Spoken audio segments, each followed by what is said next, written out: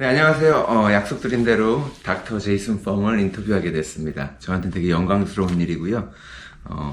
캐나다까지 와서 만나 뵙게 됐는데 여러분들께도 좋은 인사이트가 되기를 바랍니다.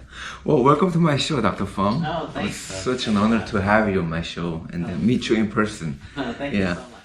As a chiropractor, I'm specialized in musculoskeletal care, right? And metabolic disease is out of my scope. That I didn't have any interest or like any knowledge about it.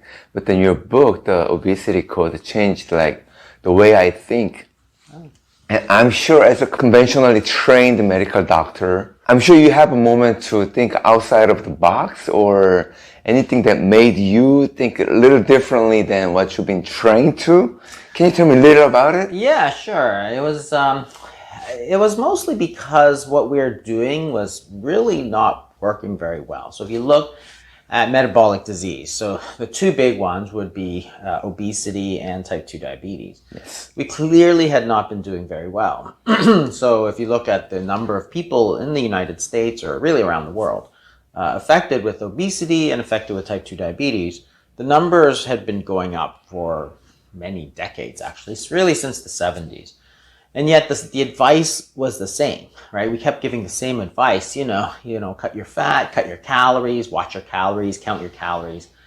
And it really wasn't working. So, you know, there's two sort of ways to look at that. If things are getting worse, right, and that's not for debate that things have been getting worse. Either you blame the people or you blame the sort of teachers, right? Because obviously it's either that the advice is good, but people aren't following it, or the advice is no good and people are following it, right? So it's very important to know which one is the problem. So for so long, we had been blaming the people because, you know, we kept saying, well, you know, they weren't doing it. They weren't listening to us. But I don't think it was true. I think people were listening to us. I think that the advice that we had been giving was not very good. It was to eat all the time, eat constantly, and count your calories. Both strategies are actually not very effective. And second of all, it was not really in keeping with what a lot of the scientific literature was saying. The scientific literature was saying that counting calories, for example, was a very ineffective way to do it. Same thing with type 2 diabetes. Type 2 diabetes was getting worse, and the so-called experts had been saying that it was a chronic and progressive disease when it really wasn't true. Everybody knew it wasn't true because if you lost weight, that diabetes would often get better or go away completely. So therefore, the problem was not that they weren't listening to us. The problem was that we weren't successful in getting them to lose weight. So it all comes back to the same sort of thing. So that's where I really became interested in thinking, like, let's take a look at what the studies say. Let's take a look at how we can think about it differently. And there were different people who were thinking different things.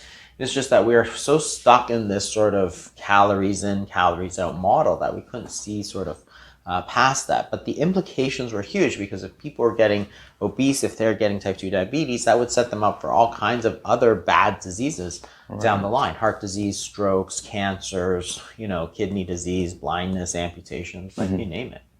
I think it was sort of mostly around 2008, 2009. There was a couple of studies that had come out called the ADVANCE and the ACCORD study for type 2 diabetes. And they were very, very important because up until that point, I, along with every sort of conventionally trained person, thought that treatment of type 2 diabetes really involved giving lots of drugs to try to get that blood sugar down. And if you got that blood sugar down, then, you know, they wouldn't get these heart attacks and strokes and kidney disease because I'm a kidney specialist. So that the kidney disease part was interesting to me.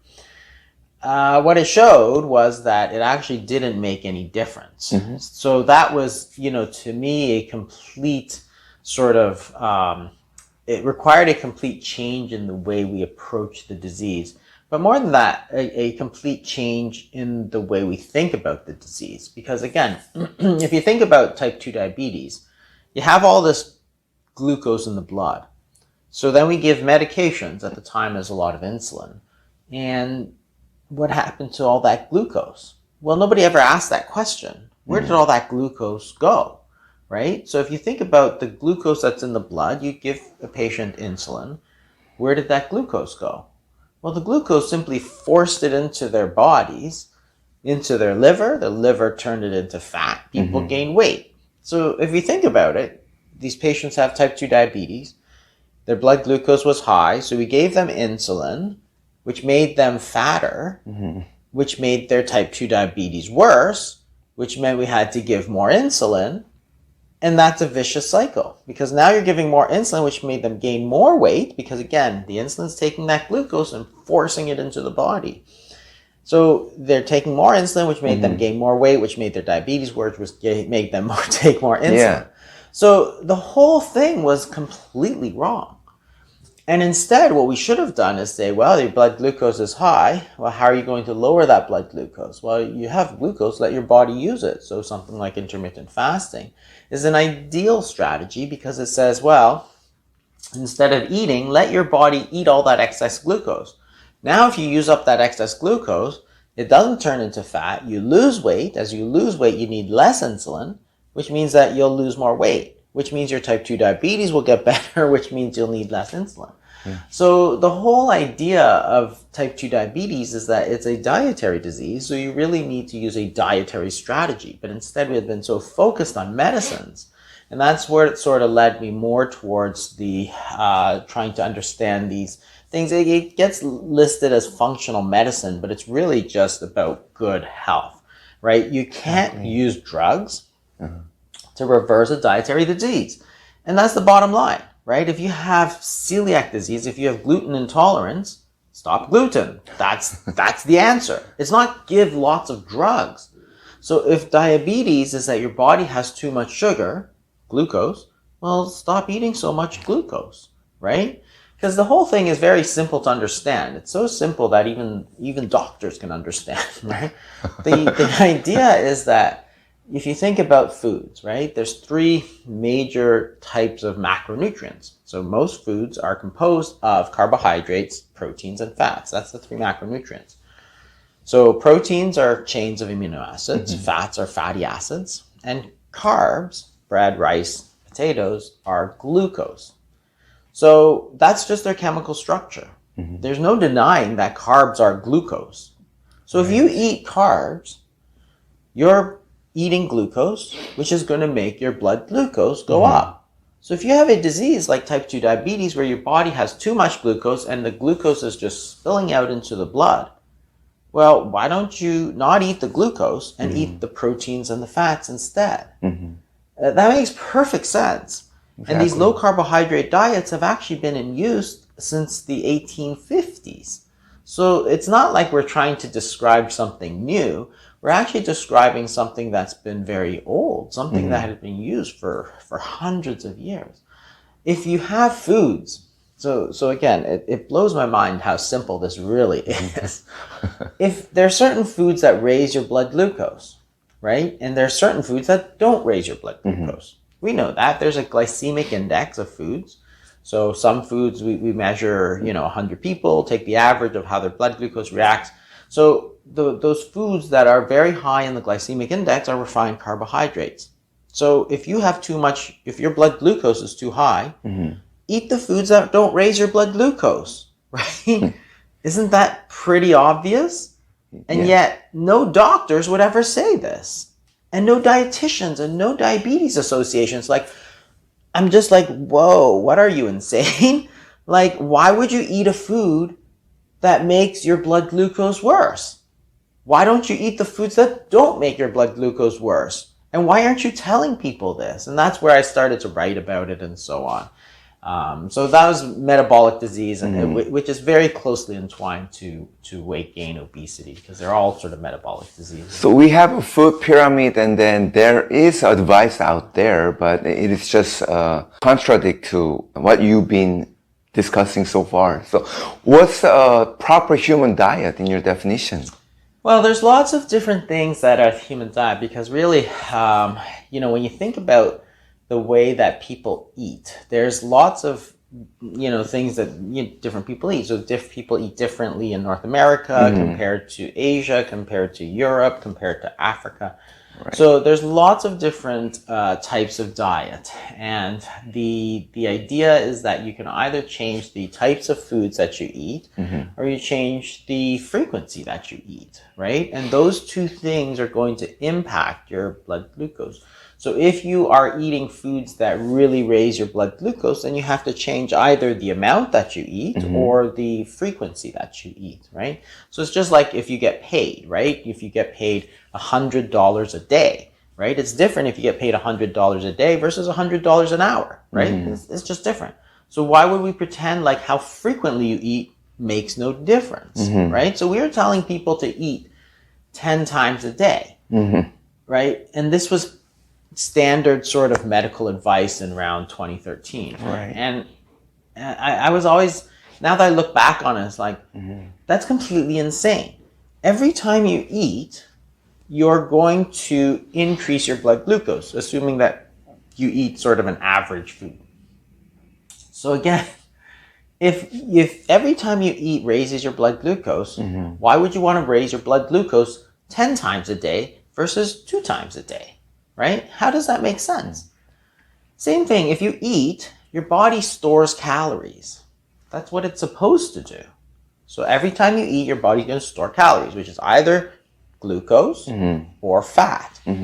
So if you have too much fat or too much glucose, why would you want to put more in 10 times a day versus 2 times a day? Right. It simply doesn't make any sense. And they try to say, well, you're going to eat little amounts all throughout the day. But that's not how people eat. When you eat something, you actually want to keep eating. Right. That's why they call them appetizers, because when you eat a little bit, you're actually going to, create saliva. You're going to think about eating, right? So there are lots of times, for example, where people are not that hungry, and they could have skipped their meal, but once they start eating, they eat the full meal. It's just habits, right? So it's like, why would you want people to eat all the time? So one of the things about the proper human diet is that you can't eat all the time.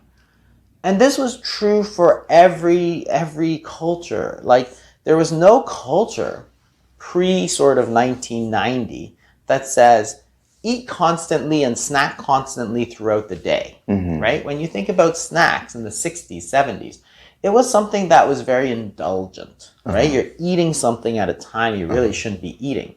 That is, there were certain times that you should eat, breakfast, lunch, dinner, and outside those times, you're not supposed to eat anything. And that was the way that people were, whether it's in Korea or Japan or North America or England or wherever it was.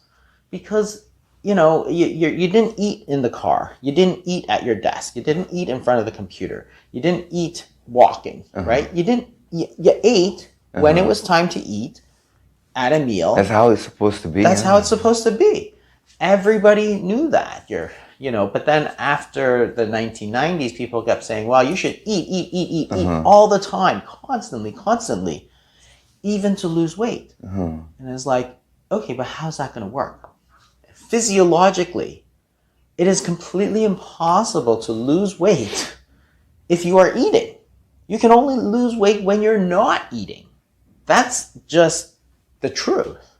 So if you can only lose weight when you're not eating, obviously, right? Because you can't lose weight when you're putting calories in, then why don't you simply extend the time that you allow people to not eat? Which is intermittent fasting. Right. And the whole idea is that it's nothing strange. It's just a natural way. There's a time to eat and there's a time not to eat. And this was known in the 70s and 80s. We forgot about it after that. But that's where the word breakfast comes in, right? The English word breakfast. Break your fast. That is, you have to feed, then you have to fast, then you have to break your fast. Nowhere in it does it say you should feed all the time and never fast, right? It was sort of one of these things. So if you're thinking about the diet, there's lots of different things that you want to change. You want to go back to a time where you're eating natural foods, and that can include carbohydrates, but the highly refined carbohydrates, the stuff you get sort of boxed up and stuff, obviously they've been changed in many ways so that you eat more, right? And everybody knows that, right? So if you look at a pack of cookies or something like that, It's not that people never ate cookies. It's just that they've packaged them, they've put all these additives in, they've put more this and that, so that it's engineered so that you really want to keep eating. And it doesn't make you full. Right. So the whole idea is that you want to eat natural foods and you don't want to eat all the time, right? And those are the two main most important things. That's been missing in modern diets. It's like we should have been emphasizing that. Eat natural foods and don't eat highly processed foods and don't eat all the time, right? And it's like, doesn't that sound pretty logical and obvious that we should have been focusing on that instead of saying, count your calories and buy weight loss shakes and replace your meals with highly processed bottles of meal replacement? Like how is that natural, right? So it sounds like a standard American diet is out of the way. So from like a vegan to carnivore, it doesn't matter. It's not that it doesn't matter, but all of them are, they can be okay. Like there's nothing wrong with it. Too much refined, like it's more forgiving than...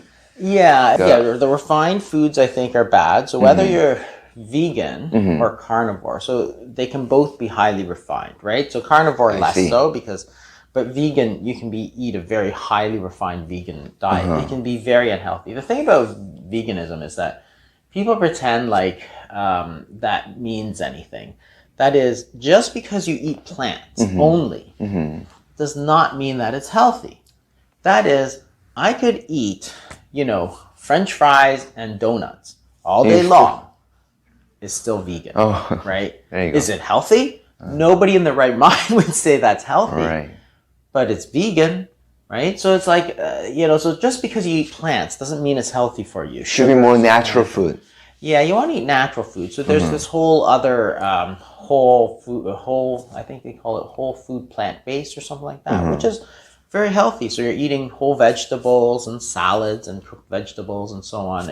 And that's fine. If you want to eat things like that, then that's perfectly fine. There's lots of different reasons too. There's ethical reasons. That's fine. If you want to eat it for ethical reasons. It's same, like you could be a carnivore and then eating only ham and cheese. Yeah, sausage processed and food, sausages and hot processed dogs meat and stuff. So that can be very healthy or unhealthy, right? So eating only meat or eating only vegetables does not mean it, much. Yeah, exactly. So same thing with carnivore, for example. So it's less likely to make you eat all the time, right? So the two things is really, eat whole foods, but don't eat all the time. With meat, it's hard to eat all the time because meat really makes you full a lot of the time. Whereas if you're eating highly refined vegetables, you could eat all the time. If I ate like French fries and drank Coca-Cola, that's vegan. But you'd eat all the time because it doesn't fill you up, right? So the whole idea is that you want to make sure that you're following those, whole foods and not eating all the time. The types of food are important, but it's not the only thing. So if you look at various diets throughout the world, like, in China in the 1980s, they're eating a highly carbohydrate-based diet. It was all rice and vegetables.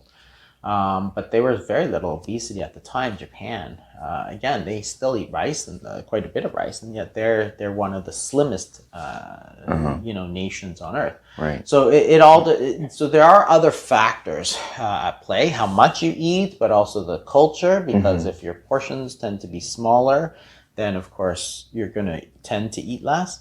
But also not eating sort of constantly. This sort of snacking culture became sort of really entrenched in... That's the problem, right? Yeah. So we don't even have to use the word intermittent fasting, but then having like a moment of fasting throughout the day, would you say that's the proper human diet? Absolutely. So the idea was that in the past, for example, people would say, if you went back to the 70s, 60s, 70s, and you wanted a snack in between, say, after school and dinner, your mom would say, no, you don't eat a snack after school. You wait till dinner. You're going to ruin your dinner. Right. If you want a snack after dinner, you should say, no, there's nothing to eat after dinner. You should have ate more at dinner. That's the way you eat. So we went from that, where people actively discouraged snacking and said, no, that's not good for you. It's not natural. It's not healthy. to now. We knew it, right? We knew about it. It's wrong. Yeah, we used to. Now we tell people it's right. So everybody says, eat all the time, snack all the time. You go to schools, right? And the people give you like mid-morning snacks and they have a snack time. Snack time and after school snacks and, bedtime snacks. And, if you go on a trip, please send some snacks with your kids, right? Yeah. It became sort of completely entrenched in our culture as a healthy thing, when in reality, it was not a healthy thing because, if you ate lunch, then you've taken a lot of calories, right? You've eaten a lot of food, which has calories, which your body needs to digest and store. And then after you finish lunch, now you're going to start using them, right? So at 3 o'clock, 4 o'clock, 5 o'clock in the afternoon, your body is going to use those calories that you took from lunch, right? And then you eat dinner. Instead of that, so now you eat lunch, you stored all those calories, but by 3 o'clock when you're starting to use them, now you're putting more in. Well, how is that healthy? And we know from lots of studies that the more frequently you eat, the more overall you tend to eat, right? So you could say, well, as long as you control the amount, but why would you want to do that? Why don't you simply control the number of times that you eat? Isn't that a lot smarter?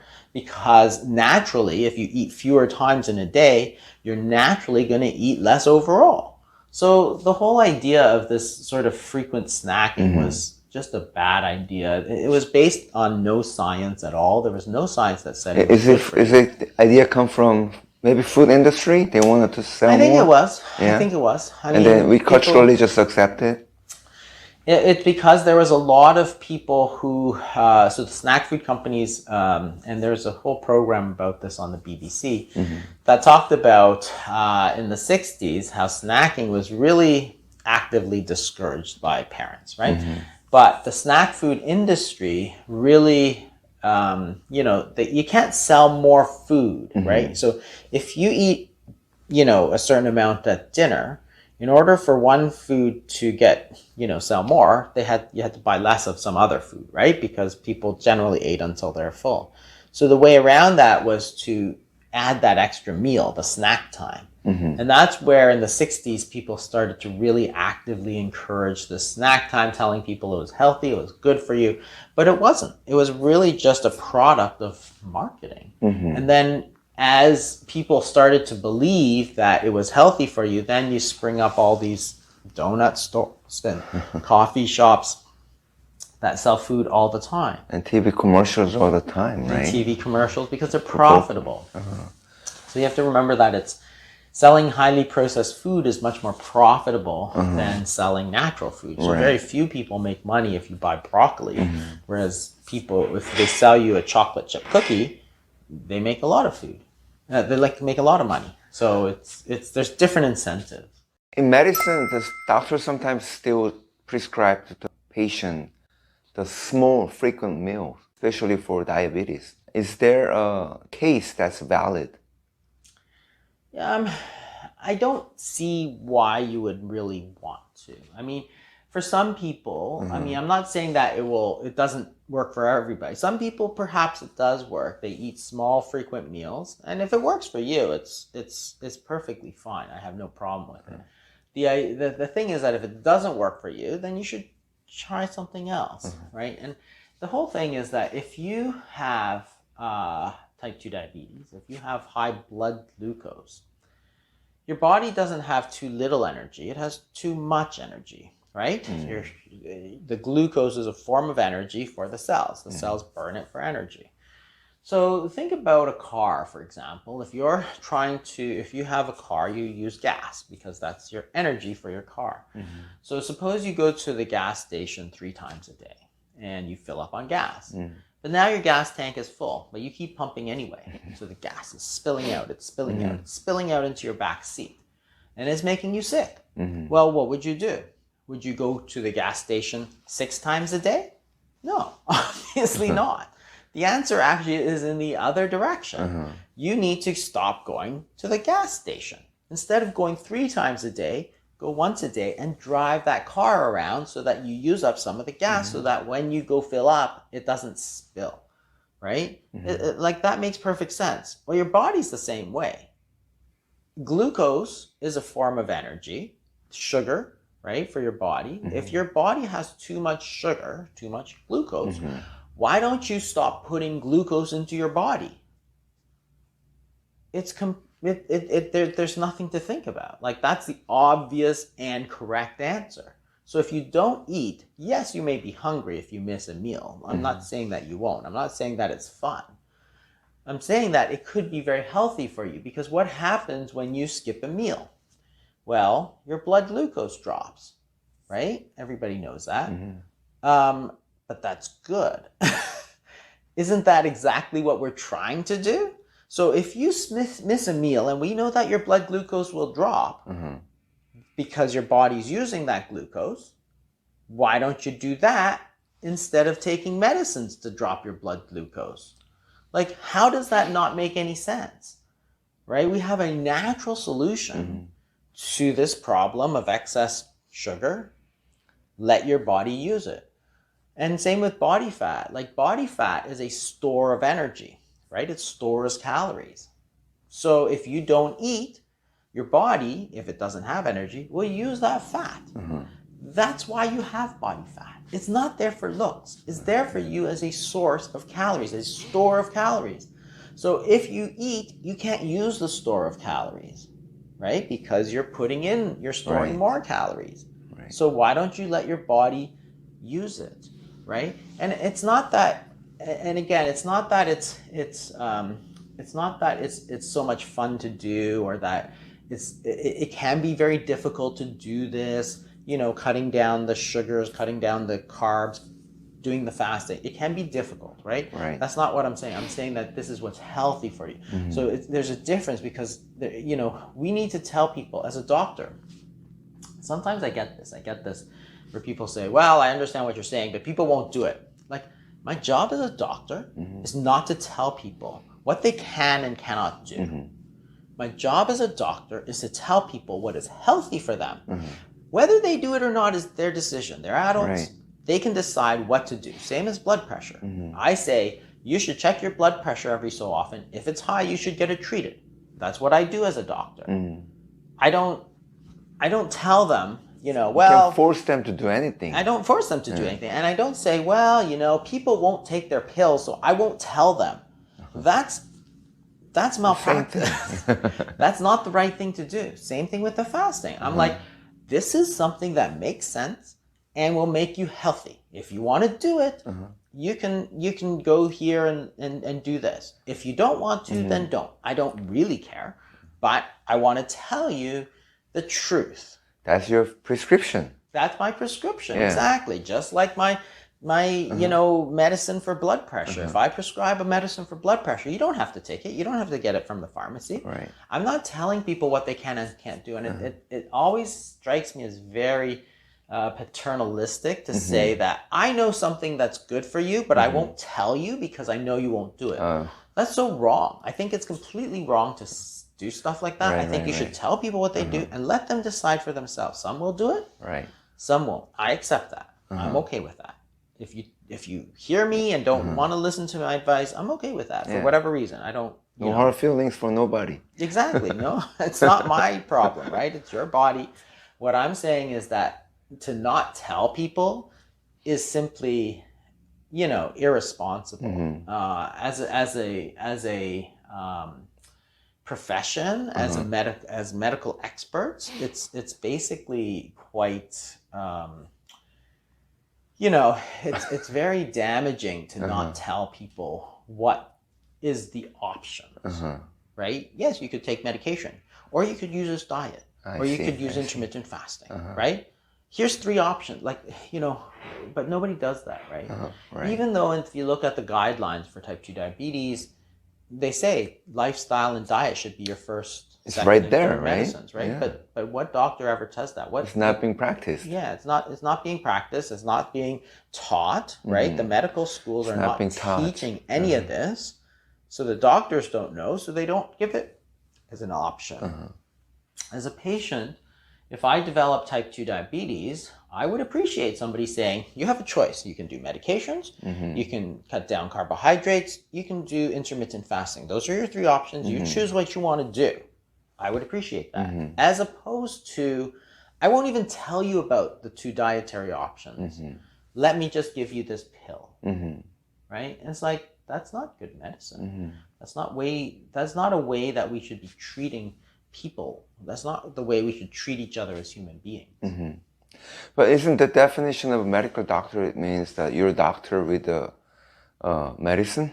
Isn't that the option? Yeah, I suppose that's the way that the medical profession now sees itself, as they see their job as, what pill should I give you, or what surgery should I give you, as opposed to what I think a doctor should be, which is, what treatment, including diets, are going to make you healthier, and how can I help you? Right? I mean, that's the expectation from like public, right? Yeah. Exactly. Doctor give me the advice that's the best for my health, not from the choice between the drugs, right? Yeah, and unfortunately, this goes back to a lot of the medical education, which has been largely funded by the pharmaceutical companies. So, for example, I've been to some medical lectures for diabetes. And I remember thinking years ago, very strange, because you go to a general lecture on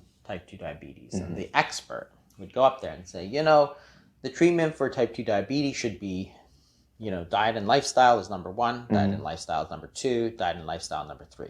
Okay. Then they spend the next 59 minutes out of their 60-minute lecture talking about drugs. About new drugs. It's like, okay, well, what's the message to a doctor in training, such as I was at the time? The message is that we don't actually care about the diet and the lifestyle. We only care about teaching people about medicine. That's our job. That's our lane. We're not going to go outside that. But it does a disservice to the patients. I think that should be improved. Yeah. And there, because we're actually responsible for health, not simply getting the right medicines. Right. And that's those where are I two think different things, right? They're completely different things, because there are lots of conditions where you need medications. I'm not against medications. I prescribe a lot of medications and procedures like dialysis.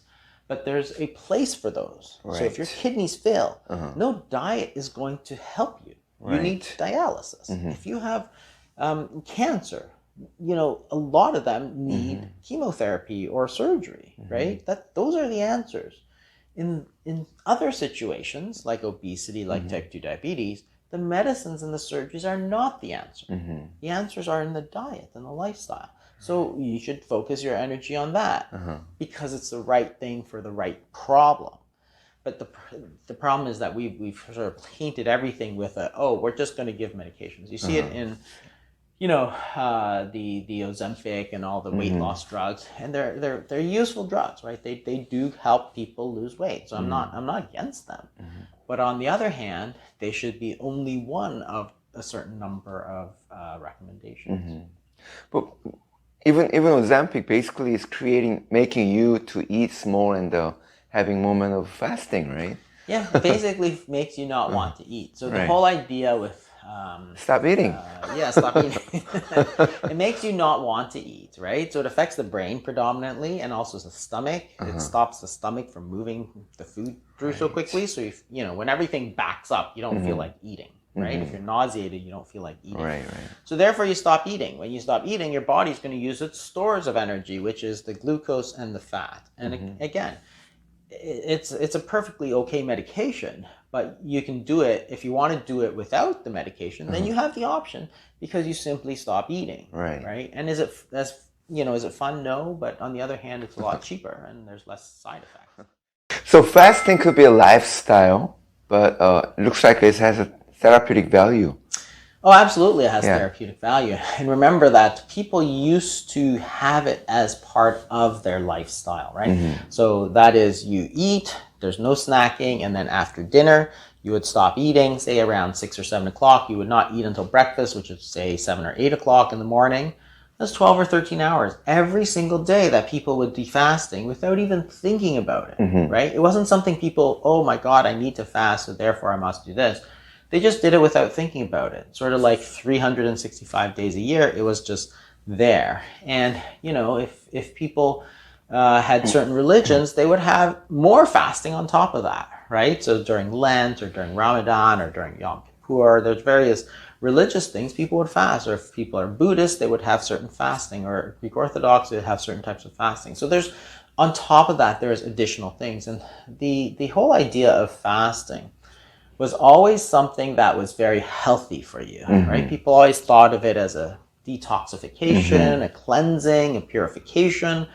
So people thought of it as a good thing to take a break from eating every so often, because you're eating, honestly, like out of the 365 days, all of the other days, you're basically eating normally. So therefore, taking a break once in a while is good for you. Until the 1990s, 2000s, when people said, no, you must eat all the time, right? As soon as you wake up, you must start putting food in your mouth, and you have to keep putting food in your mouth until you go to bed. And that's how you're going to lose weight. It's like, no. You can't lose weight by putting more food in your mouth more frequently, right? So it's you know, it's a strange thing, but we're actually not trying to come up with new things.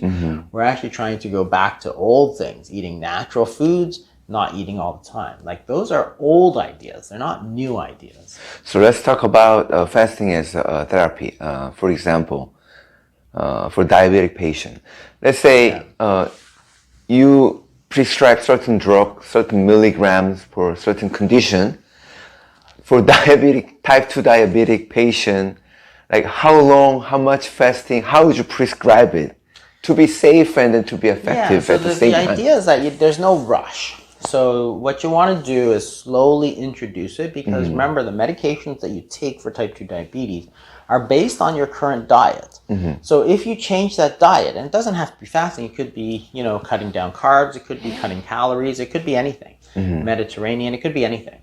But when you change your diet, you have to adjust those medications as well. So the same thing with fasting. The best thing is to start slowly. So cutting out snacks and then slowly increasing the amount of time that you're allowing your body to burn off the glucose. So you can go up to 14 hours, you can go up to 16 hours, and give it a couple of weeks and then see what your sugars are. So the keys are really monitoring. So you want to know what's happening to your blood glucose.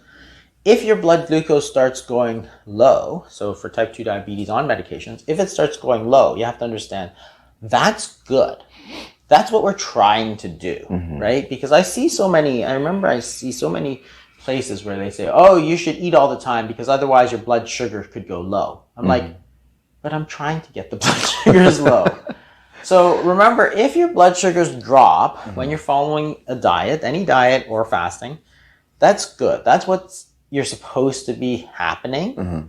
So in the mentality, the drug is there. You have to continue on, and then you should not go too low on the blood. Yeah, you should glucose, go too low, so but then you should reduce you stop the the medication. diet. Yeah, you should. Yeah, exactly. So we had it all wrong. We had, you know, the drugs were this sort of thing that you shouldn't touch, and you adjust the diet. No, you adjust the diet. If your sugars go low, then you start cutting out your medications. Right. And that's good. You want to be on less medications, right? So the whole idea of, oh, you must eat to keep your blood sugars high so that you can take your insulin is completely wrong. I think that's where the frequent small meals idea comes from. Some doctors advise on that because of the drug effect, right? It was because it came from type 1 diabetes, where, remember, they had to take insulin. So they didn't have enough insulin, they had to take insulin. But the insulins that they had back, 30 years ago were not that sophisticated. So therefore, they did not line up with sort of the 3 meals a day. So because of the strange, dosing of insulin, and this is exogenous insulin. So normally our pancreas produces lots of insulin so that it matches what we eat. In type 1 diabetes, they had to take this sort of artificial exogenous insulin. It was human insulin, but it was injected from the outside as opposed to pancreas from the inside. And in order to match that and not have to take, 10 shots a day, they would have to eat these frequent small meals. I see. So the idea came, hey, if it's good for type 1 diabetes, it should be good for everybody. It's like, but nobody else has type 1 diabetes, so why would it be good for everybody else? But it sort of sprang from that idea, and then just, the more people said it, the more people thought, oh, okay, yeah, if people are saying it, it must be true. One of these things where if you repeat it enough times, it becomes true. But it was never true. Right. It was true for type 1 diabetics in the 80s. Like, why would you take an idea that applied to type 1 diabetes in the 80s to everybody in the world in 2024? That doesn't make sense. That's an old idea that had its time, like there was a reason we used it then. Right. There's no reason to use it to a different population in a different time. We don't even use it for any diabetics now because we have better insulin. Can type 1 diabetes could be improved? Normally our pancreas produces lots of insulin. Type 1 diabetes is a different disease. It's not a dietary disease, so it's likely an autoimmune disease. So therefore, it's not going to be improved significantly by diet. Whether fasting makes any difference, again, that's quite controversial. I don't know that there's any good evidence. How about another controversial? There's a recent study came out from South Korea showing that cancer depends on fatty acid for ATP productions. Yeah. Have you seen the study? I think you sent it to me. Yeah, I had to look at it. Do you have any thought on that? It's very interesting because there's a lot of data around glucose and cancer, actually. And so the fact that cancers can use fatty acids is actually kind of interesting and relatively new. So if you look at the way that cancer cells metabolize energy, there's something called the Warburg effect where they use a lot of glucose. So, so there was this idea that it couldn't use fatty acids, but there's been a few studies that have shown that you can. And the thing about cancer is that certain cancers might be improved, the thinking was, by limiting glucose because cancer really relied on glucose. But if cancer can switch to fatty acid oxidation, then that's going to be less effective than it should be. And I think that's really borne out because a lot of, there's not a lot of studies that fasting can sort of improve cancer. There are certain areas in cancer medicine where fasting may be useful, but as a sort of idea that you could starve the cancer just because you're shutting off the glucose supply may not apply everywhere. It does apply in certain cases, perhaps, but not probably in all cases. Cancer, I think, is a disease of like adaptation to the different environment, right? Yeah. That's how they all started it. So it could be whether it's glucose or fat or less oxygen. I think it has great adaptability to survive. It does have great adaptability, and that's the whole idea. So the cancer code, which is not, it sort of differed a little bit from my other books, the obesity code and the diabetes code, because cancer is not purely a metabolic disease. It is partially a metabolic disease, as in all diseases, but the way it develops is really, it's sort of an evolution to a more primitive sort of cell. And those more primitive cells tend to rely on glucose, but they can evolve as well. So it's actually an evolutionary disease. Cancer is we think of it as a genetic disease, but that genetic paradigm's actually been wrong for many years. It's actually an evolutionary disease. These new cells are actually evolving. We know that because the cells come from your own original healthy cells. So if you have a liver cancer, it came from originally from your own liver cell. So in order for that normal cell to become a cancer cell, it had to evolve in some way. Right. And evolution is really based on the environment. If you think about evolution, macroevolution, which is sort of how birds and tortoises and stuff evolved, it's in reaction to a changing environment. Right. And part of that is perhaps the metabolic fuels available.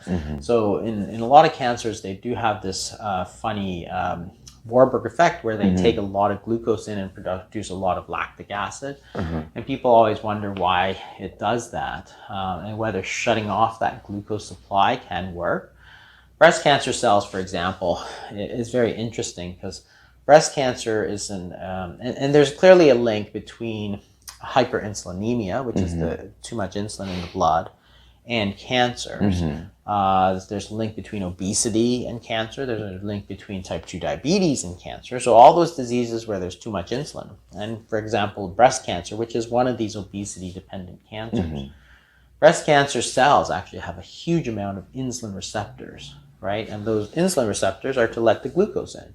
So if you shut off the glucose and shut off the insulin, perhaps you may have a benefit to certain types of cancer. But because cancers can evolve and therefore may be able to use other things such as fatty acids, it may be also... It's still a known disease, right? Yeah, it's still such a fascinating... Very hard to manage. Yeah, obviously it's such a difficult thing to manage. Nobody can promise anything on cancer. Exactly. Yeah. There are certain areas where people are looking at cancers, for example, with fasting in conjunction with chemotherapy, for example. That's one area where there's some interest. For example, so chemotherapy is where you take a drug which kills cells. So not only does it kill cancer cells, but it kills normal cells as well. Right. And the cells that tend to get killed are the rapidly dividing cells. So in the GI tract, like your stomach and so on, and your hair, we have very rapidly dividing cells. So when you take chemotherapy, you kill the cancer, but you also kill off a lot of the cells. So you get nausea, you get vomiting, your hair falls out. What fasting does is some people use fasting in conjunction with chemotherapy by doing fasting sort of before and after. They put the cells into a more quiescent state. So when you fast, your body doesn't turn over its cells quite as quickly. And therefore, those cells are not going to be affected as much. And therefore, you might get less side effects with the chemotherapy, which allows more of the chemotherapy to attack because if you can use a higher dose, you can attack the cancer cells. So that might be one area, for example, where you're sort of using that knowledge of what fasting does to your advantage.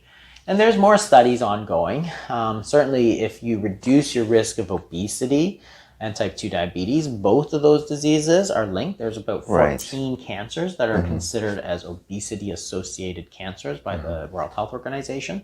So therefore, if you reduce obesity, it's possible that you may reduce your risk of those cancers, including breast cancer, colorectal cancer, and so on. I think prevention versus like healing is two different things. Yeah. So within... when we talk about cancer treatment, that's where it starts to get difficult because obviously cancer patients... It is already developed big... Yeah, and they're already tumor, more far along that. So whether fasting could help or could not help, it's still safe. It's still safe. I mean, that's the whole idea. With cancer, you have to be a little more careful because people are wasting away with cancer cachexia, but that's a different disease. Right. And it's crazy to think that you can just eat because cancer cachexia is different. Your cancer is basically using all the energy. If you eat more, so, cancer, when it's growing and growing and growing, people tend to get skinnier because the cancer actually takes the nutrients that it needs. When you're not eating, it will take the nutrients from your fat cells, from your muscles, so it'll break everything down for energy because the cancer is basically using it, right? Right. So people say, well, you should eat more. Well, okay, but except that if you eat more, even for cancer, we advise them to eat more. That's true. Yeah, that's the whole idea of cancer cachexia. It's the cancer that's growing at the expense of everything else. So it's like you want to eat. Sure, I get it. We tell people to eat. Eat all these nutrient supplements. But if all those nutrients are simply going to the cancer, you're feeding the cancer. So how is that actually beneficial? And it's a difficult problem, right? It's. I'm not saying there's an easy answer, but the idea that you can just tell people to eat to gain more weight in cancer is quite problematic as well. So the idea that you can fast and cure cancer is also simplistic. That often doesn't work like that, but Let's talk about muscle loss. Yeah, the whole thing about muscle loss, I think, is way overblown because it's actually interesting because if you do a 7-day fast, and they just recently did a study on this, where somebody they took people, put them on a 7-day fast, and then when they measured their fat, what happened is that they lost fat and they lost lean mass, which people say, oh, you're losing a lot of muscle. But then when they ate again, the fat sort of stayed off, but the muscle came back. which means that if your muscle goes down and then goes back up, you probably didn't lose it. It was probably just the water that was being counted, or the glycogen. So glycogen is a molecule that carries a lot of water. It's a chain of glucose, and your muscles carry it. So if your muscles are using up the glycogen, then it looks like you're losing muscle mass. You're losing muscle glycogen. So it's very interesting because, you know, there was a lot of studies that looked at this, and what they did was, again, a longer fast. So when we're talking muscle loss, most people are talking about multi-day fast, like 5 days, 7 days. And the thing is that when you measure it by just the, DEXA scan, the standard scans, it looks like you lose a lot of muscle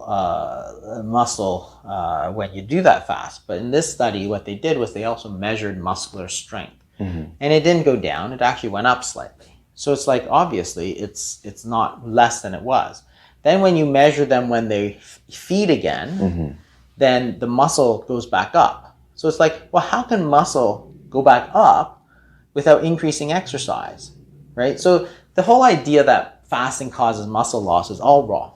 Muscles you get smaller when you don't use them, and they get bigger when you do use them. That's why you exercise, right? You lift heavier things so that your muscles get stronger.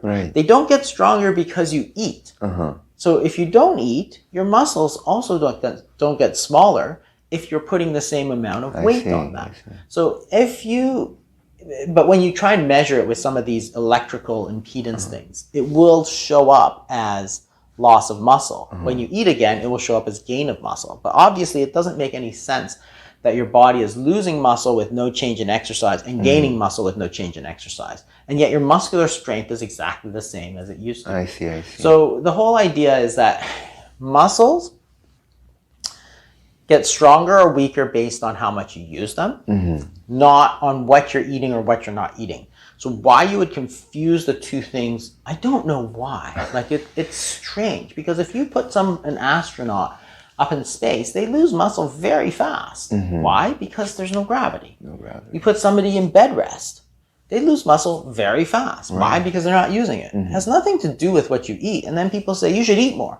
If you eat more and stay in bed, you'll still lose muscle mass. Right? You'll get fat.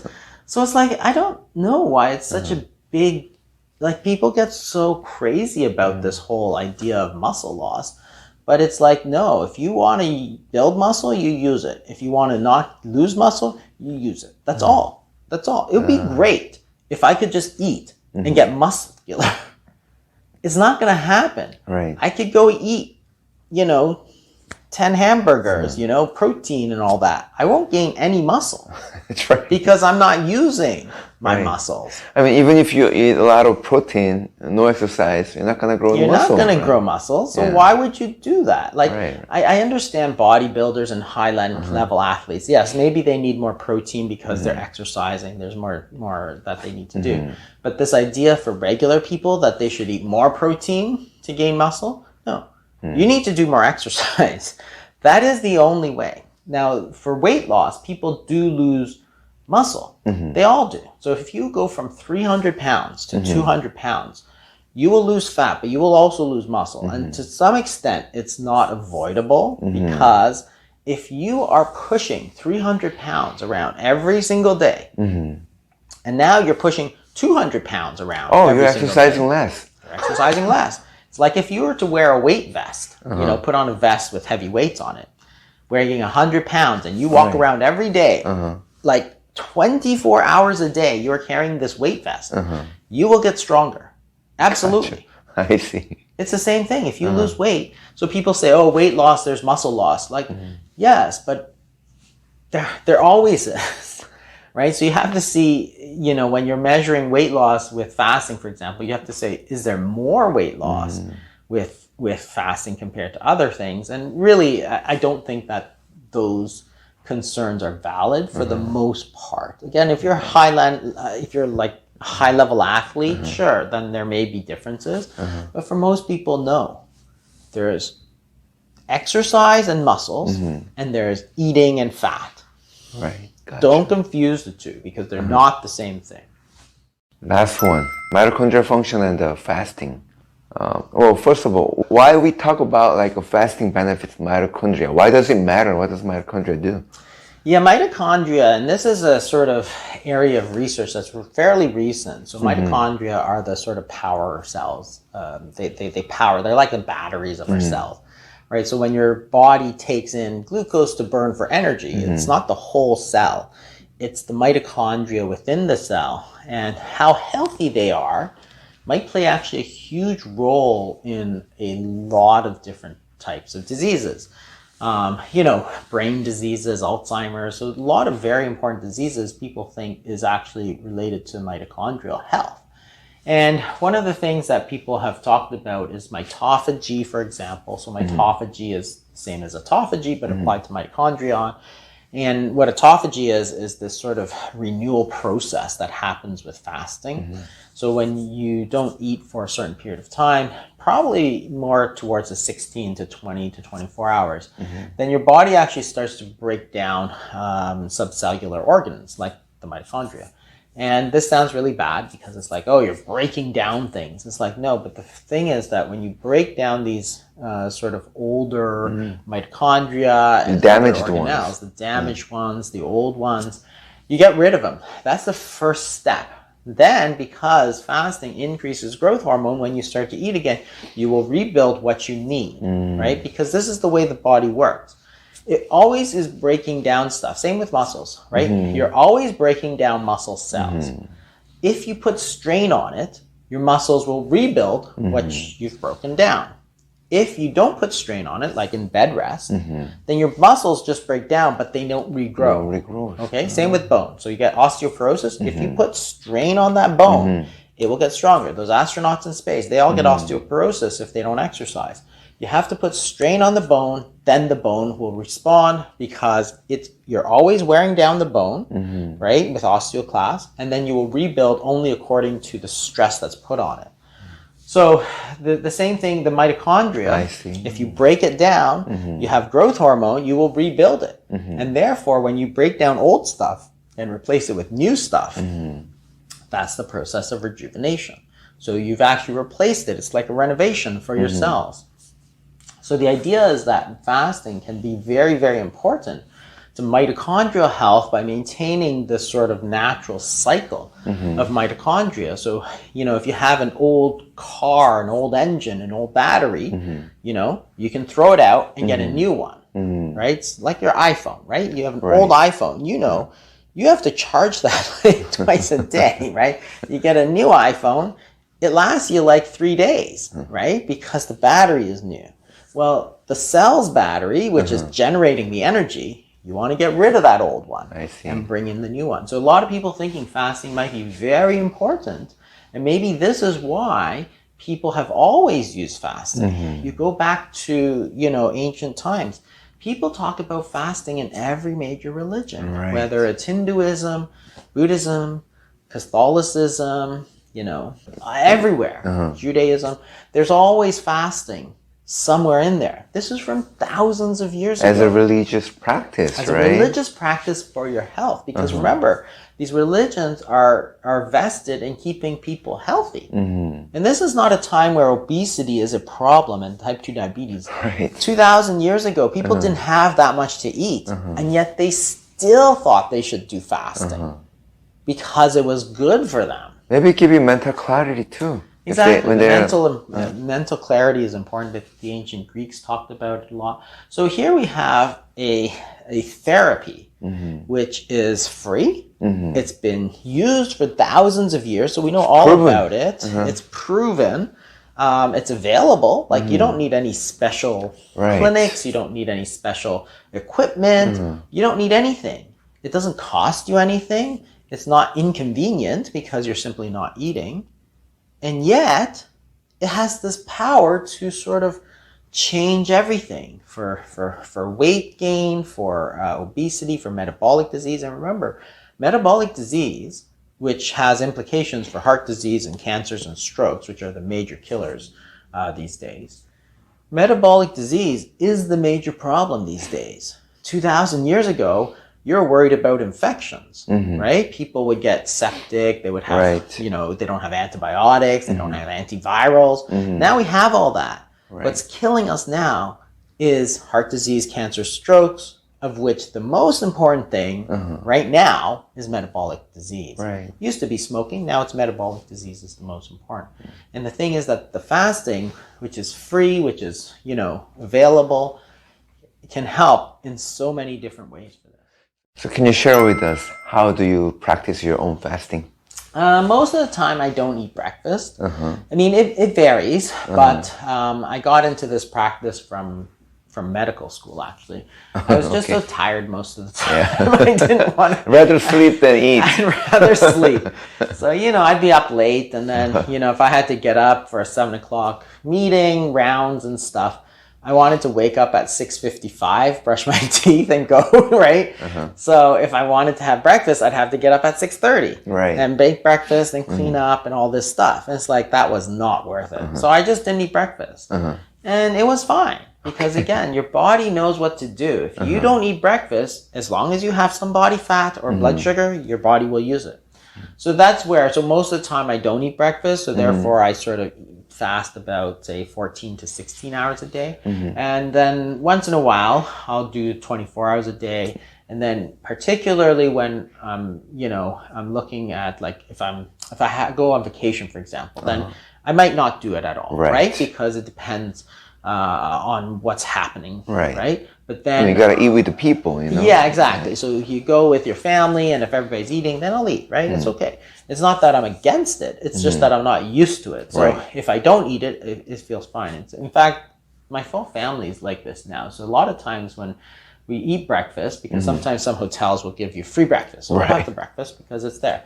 Then we won't eat lunch because we're actually so full that we can't eat lunch. So then it works out. Then we eat breakfast and dinner instead of lunch and dinner. But the idea is that most of the time I'm doing that. If I go on vacation, I gained a little weight, because a lot of people do. You go on a cruise or it's Christmas or something, and you really eat a lot more stuff than you know is good for you. Then I do more fasting. You come back and then you go on a fasting. I do more fasting when I come back. And that's okay, because then I'm going to let my body use up all those extra. You know, if I ate too much of the cakes and all that stuff during that week, you know, it's like, one, you don't want to do it all the time. Right. Just, you know, that's why people celebrate, right? If you eat cake all the time, it's not special, right? If you eat cake and you know, occasion. just during Christmas and holidays, then it's nice. Right. Then you go back. But I do a bit more afterwards to sort of make up for it. So it's flexible, right? You can do it more, you can do it less, you can do it when you feel like it, like on the regular day, and not feel like it. And the thing about fasting is that it's very good because it creates a eating structure, right? Because the idea is that you have a period of time that, you know, I eat lunch and I eat dinner. This is on a regular day.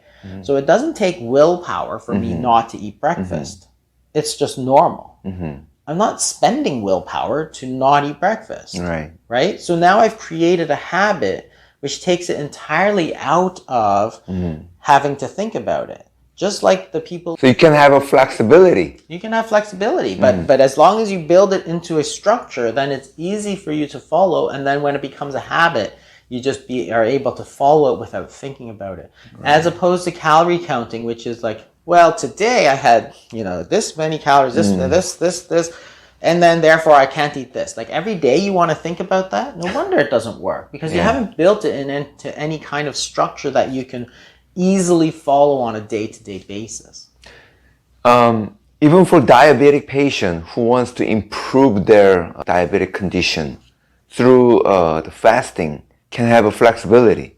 Yeah, absolutely. Because if you know, if one week you have something special, like a cruise or something, then certainly you might be a lot less, you know, involved.